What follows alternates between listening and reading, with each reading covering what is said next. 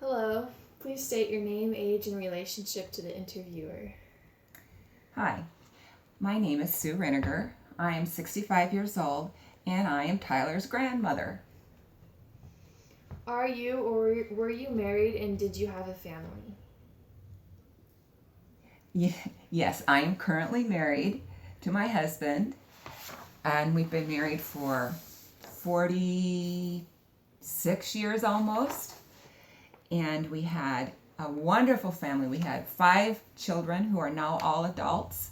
And from those children, we now have 12 grandchildren, Tyler being the oldest of those grandchildren. Where and when were you born? I was born in Mason City, Iowa, and grew up in a very small community of about 650 people in a small town in Iowa called Clemmy. Are you the Oh, first? I'm sorry, I was born in 1950. Oh. Are you the first generation to be born in the U.S.?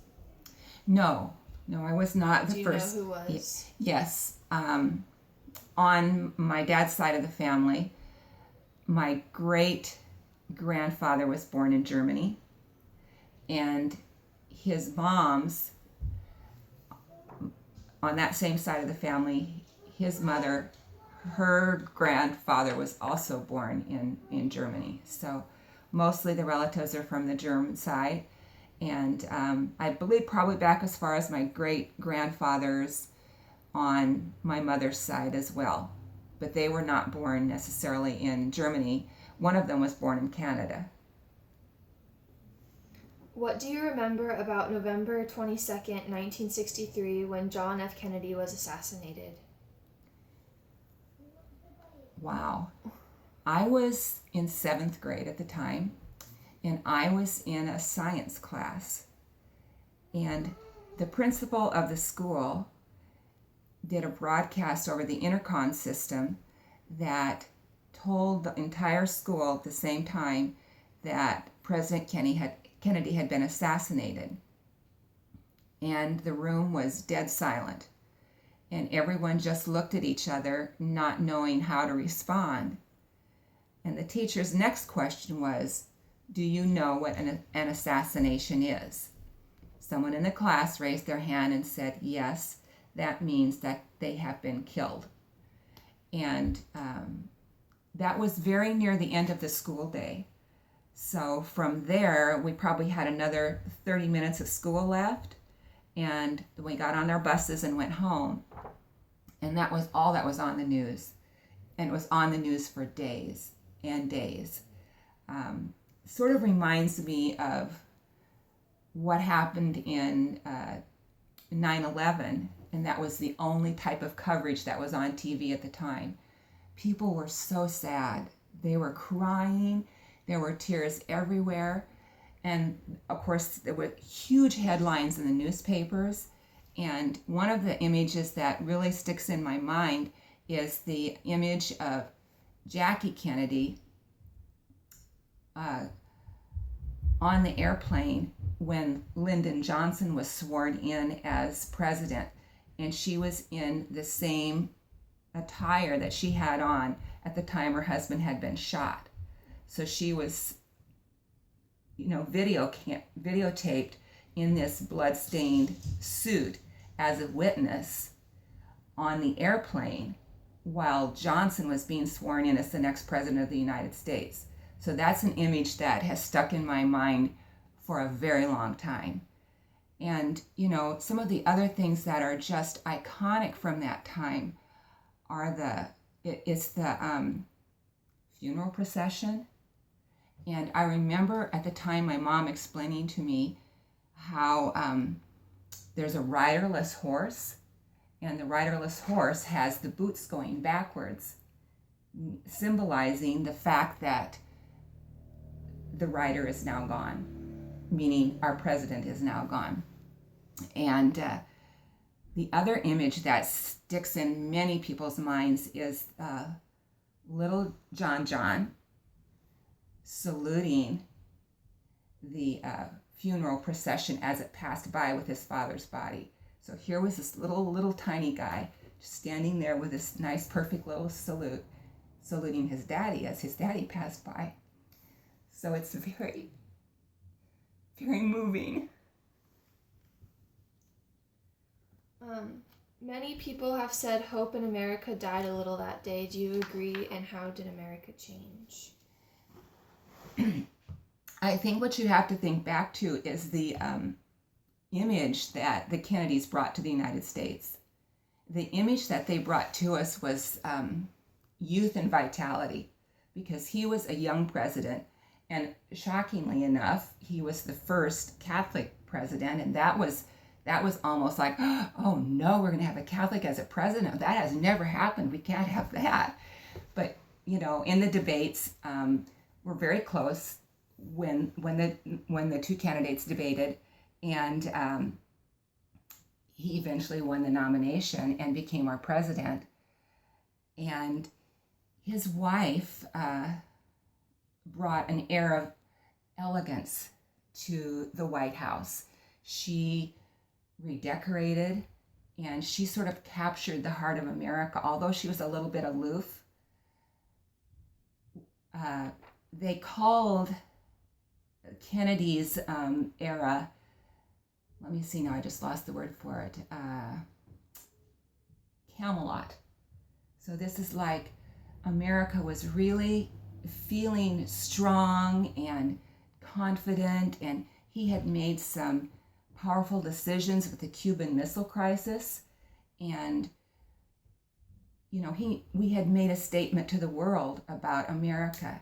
And I think that Americans, their hearts just were shattered, and I think they were all afraid about how we would get through the next few years and how we would continue to endure the Vietnam War, and this president that everyone loved. And, consequently, Kennedy was loved across the world.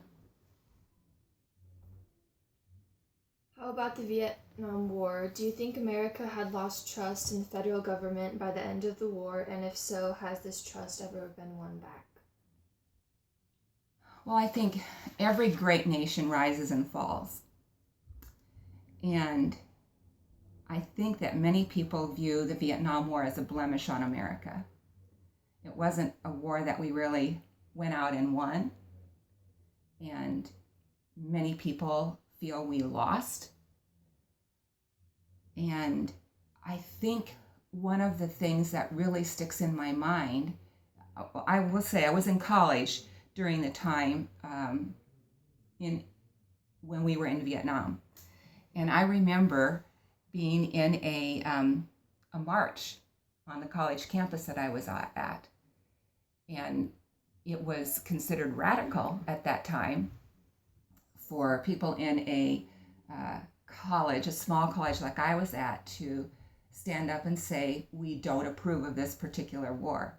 Now, it was a peaceful march. There was no yelling, no shouting. It was just a very quiet, subtle way to send the youth's message to the government that we did not approve of being in Vietnam.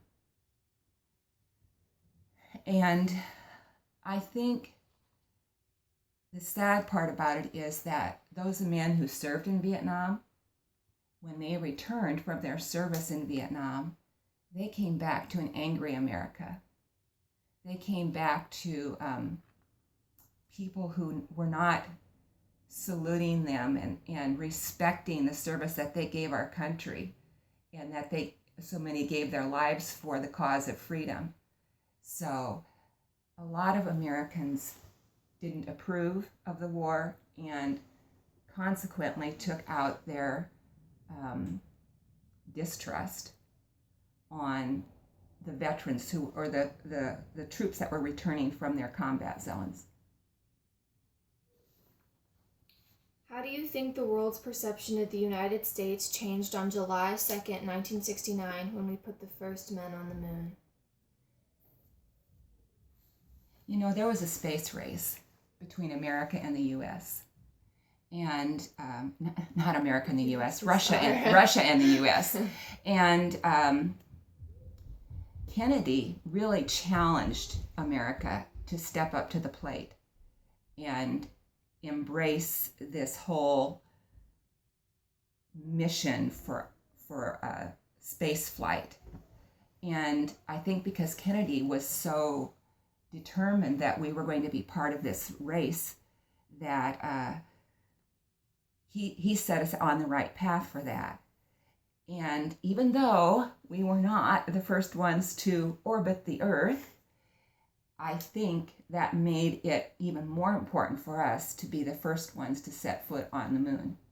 And so I think that the world's perception that, aha, they are strong, they have the technology, they have the ability, and they have the determination to do this.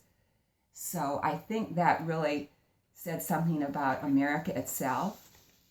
And I think it gave confidence back to the Americans that we are a great nation. We are a nation of leaders. This can be done. How do you think the world looked at the U.S. following Nixon's resignation on August 8, 1974, in response to the Watergate scandal? Again, there was a lot of press coverage on this. It was on the news almost day and night. So it seemed inevitable at the time that Nixon would resign.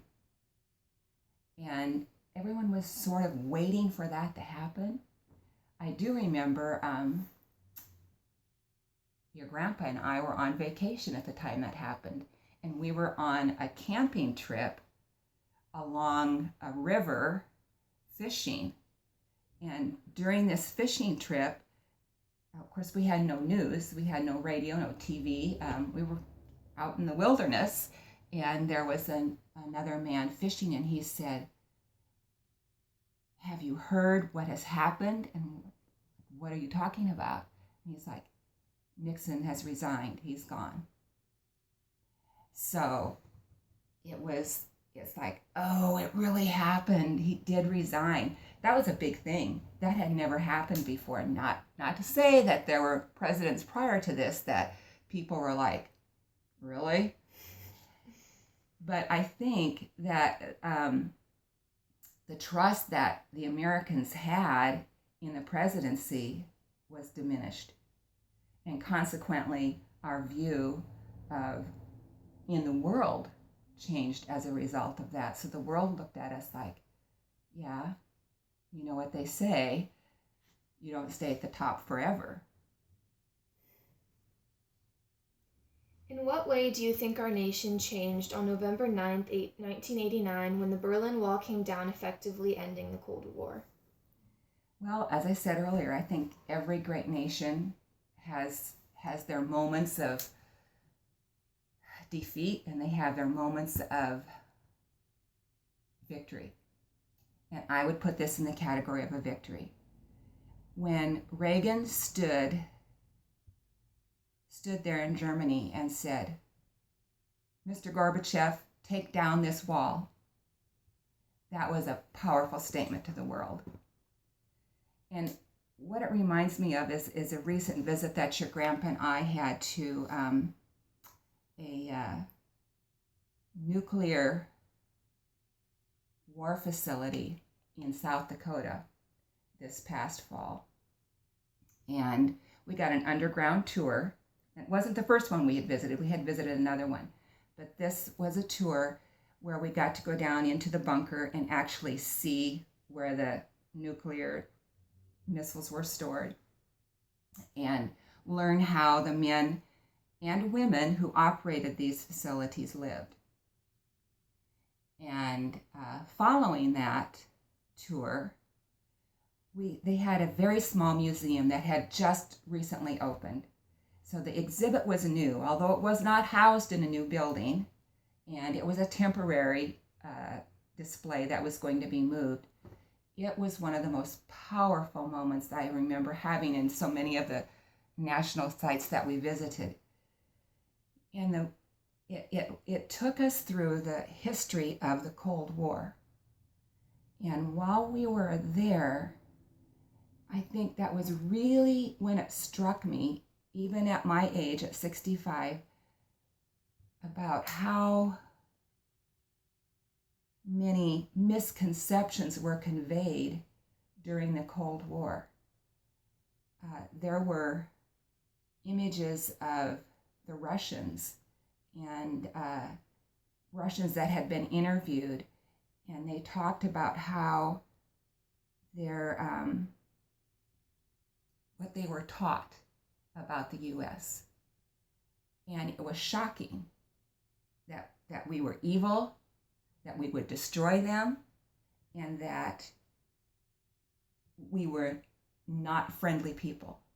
So they had this image of us being horrible, and this was portrayed.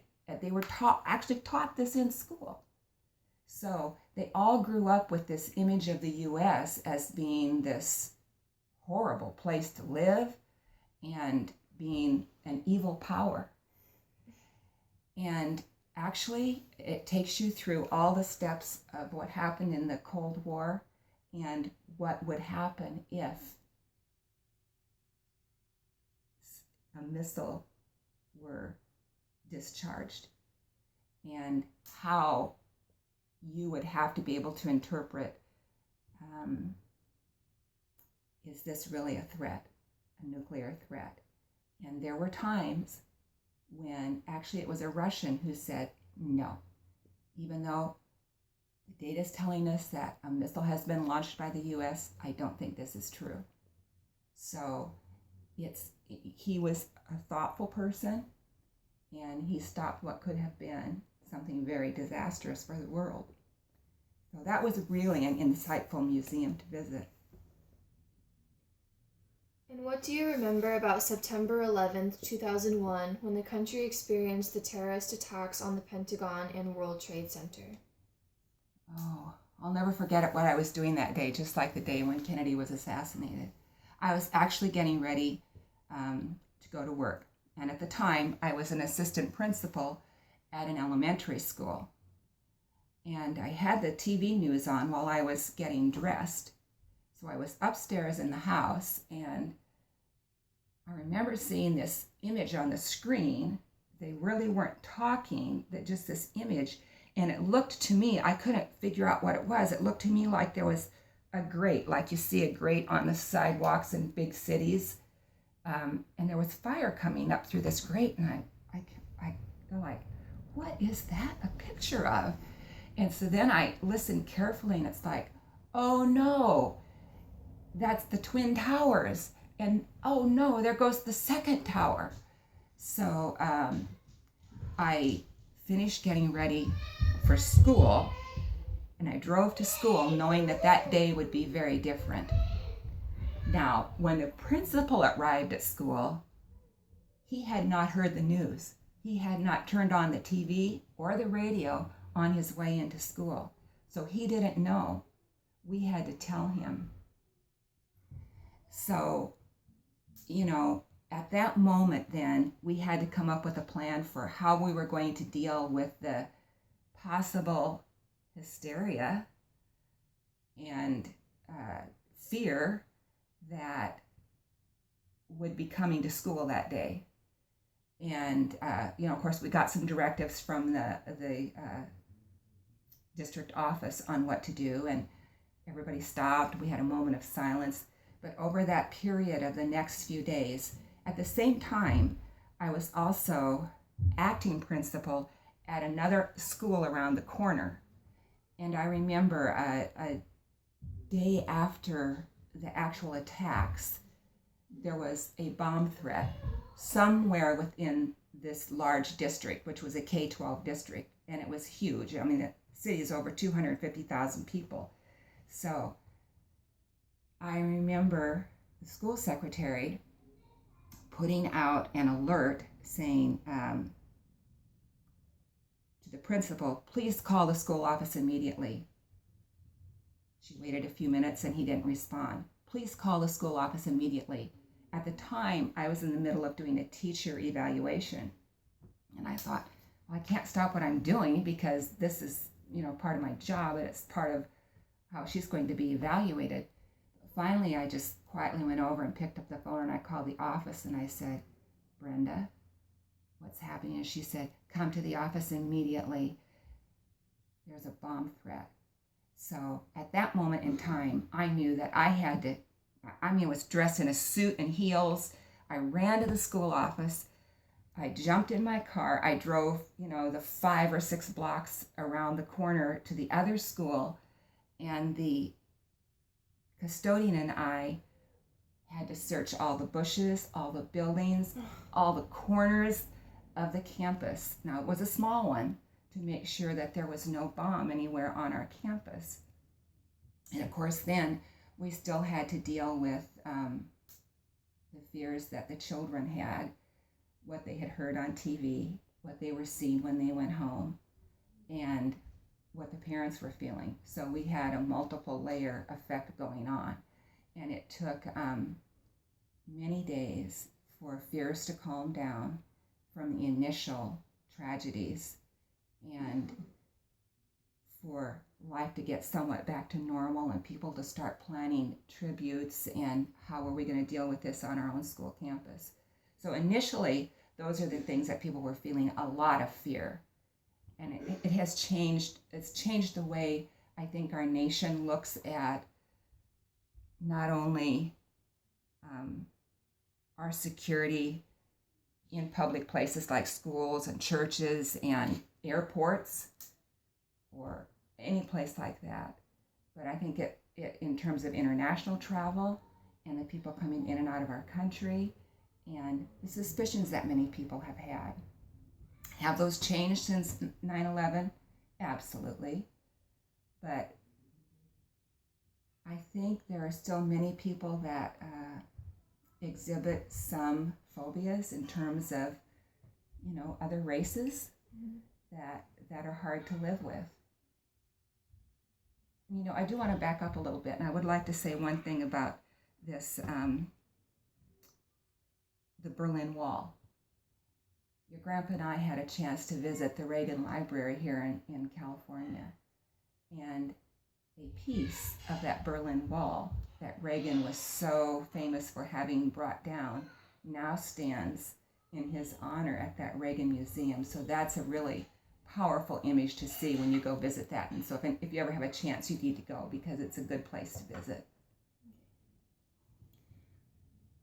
Finally, it is said that every American citizen has a dream, be it wealth, happiness, a better life for their children, etc. What was your dream, and do you think you achieved it? Well, I guess I should start by saying that growing up in a small community like I grew up with only 650 people in my hometown and only 24, including myself and my graduating class, I would say that I far exceeded the expectations, probably that my teachers had for me and that I had for myself. A lot of my family still lives in and around that same community, and they have not had the opportunities, the experiences, or the education level that I've had. Now, did I seek that out on my own? Absolutely. Have they? Not really. But many of my classmates still live in and around that community and in the state of Iowa, which is much, much different lifestyle than we're accustomed to here in California.